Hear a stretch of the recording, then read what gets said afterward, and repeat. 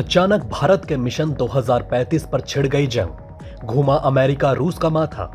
अचानक चंद्रयान 3 को देखकर सनक गया रूस का माथा। होने जा रही है अंतरिक्ष पर भीषण जंग। क्या है भारत का मिशन 2035 जिसने लगा दी दुनिया में आग? क्यों भारत के चंद्रयान 3 पर भिड़ गए अमेरिका और रूस? रूस ने दे डाला भारत को इतना बड़ा ऑफर, देखकर खुद भारत रह गया दंग। क्या रूस का ऑफर रिजेक्ट कर देगा भारत? क्या अमेरिका की जालसाजी में फंस जाएगा भारत? दोस्तों, दुनिया के सारे मुद्दे एक तरफ और भारत का इसरो एक तरफ। जब से भारत में चंद्रयान 3 लॉन्च हुआ है तब से पूरी दुनिया सिर्फ इसरो के बारे में ही बात किए जा रही है। एक तरफ खुद इसरो अपनी साख बढ़ा रहा है तो दूसरी तरफ दूसरे देश के सैटेलाइट लॉन्च कर रहा है। ऐसे में रूस ने भारत को एक बहुत ही बड़ा ऑफर दे डाला। यह ऑफर इसरो के लिए अब तक का सबसे बड़ा ऑफर है। खास बात यह है कि रूस का यह ऑफर अमेरिका के ऑफर के बाद आया। रूस अमेरिका में इस समय एक नई जंग छिड़ गई है। ये दोनों अब भारत के साथ काम करने के लिए जंग लड़ रहे हैं। ये कौन सी जंग है, आइए इस वीडियो में देखेंगे। बात यह है कि इसरो सबकी पहली पसंद क्यों बन चुका है। एक यान लॉन्च होते ही ऐसा क्या हो गया जो सब इसरो के पीछे पड़ गए हैं।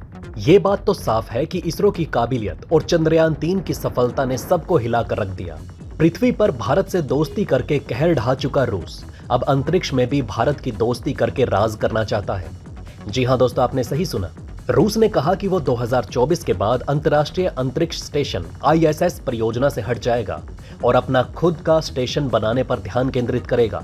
ये घोषणा रूस और पश्चिम देशों के बीच तनाव के बीच की गई है। यूक्रेन में रूस के सैन्य हस्तक्षेप और रूस के खिलाफ प्रतिबंधों को लेकर तनाव पैदा हुआ है। दोस्तों, आपको बता दें कि अंतर्राष्ट्रीय अंतरिक्ष स्टेशन पर जो 1998 से ऑर्बिट में है, तब से लेकर रूस और संयुक्त राज्य अमेरिका ने कंधे से कंधा मिलाकर काम किया है। लेकिन अब रूस का मन खट्टा हो गया है और वो भारत का साथ चाहता है। आइए दोस्तों, आपको पहले बता दें कि क्या है इंटरनेशनल स्पेस स्टेशन। दोस्तों, इंटरनेशनल स्पेस स्टेशन को 1998 में लॉन्च किया गया था। फुटबॉल के मैदान के आकार का ये स्पेस लैब धरती से करीब 420 किलोमीटर की दूरी पर स्थित है। ये पृथ्वी की परिक्रमा कर रहा है। इसमें 19 अलग अलग देशों के 200 से अधिक अंतरिक्ष यात्री रिसर्च और मिशन के उद्देश्य से सवार हो चुके हैं। ये स्पेस स्टेशन अंतरिक्ष में लगातार मानव उपस्थिति को बनाए रखता है। इंटरनेशनल स्पेस स्टेशन पृथ्वी के चारों ओर ऑर्बिट में एक बड़ा स्पेसक्राफ्ट है।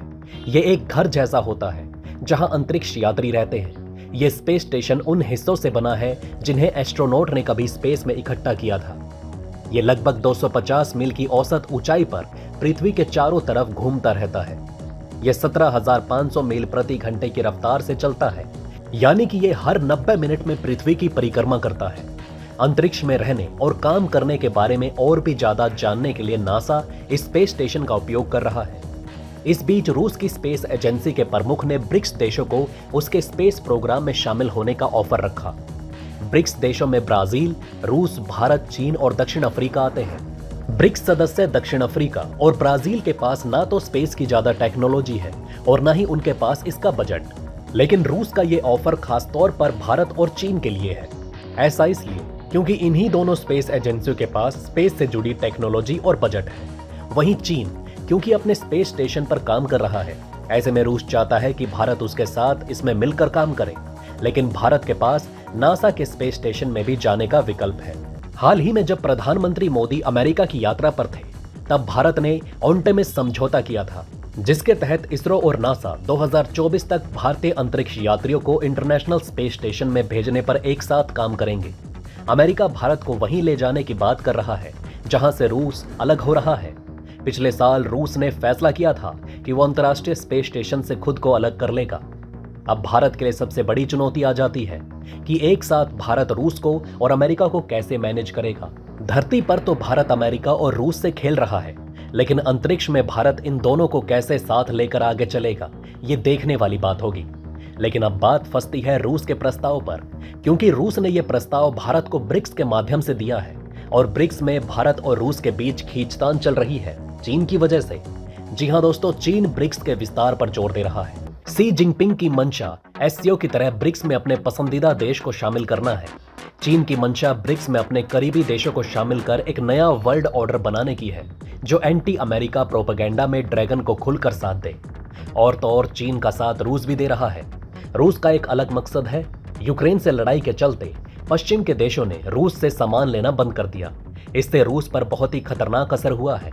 अब रूस इसलिए ब्रिक्स को बढ़ाना चाहता है ताकि उसको नए खरीदार मिल सकें। लेकिन भारत को यह चीन की चालाकी की वजह से मंजूर नहीं। भारत के लिए यह संगठन काफी महत्वपूर्ण है क्योंकि यह विकासशील देशों की उभरती हुई आवाज बन चुका है। इसलिए भारत सऊदी जैसे देशों की जगह डेमोक्रेसी वाले देशों को लाना चाहता है, जिससे चीन की बजाय भारत की पकड़ मजबूत बने और चीन को चाल उल्टी पड़ जाए। यही नहीं, भारत के पास एक दूसरी वजह भी है। जी हां दोस्तों, भारत खुद का स्पेस स्टेशन बनाने जा रहा है। भारत 2035 तक अपना खुद का अंतरिक्ष केंद्र स्थापित करने की सोच रहा है। इसके लिए इसरो ने उद्योग जगत के सामने अपना एक प्लान भी पेश किया।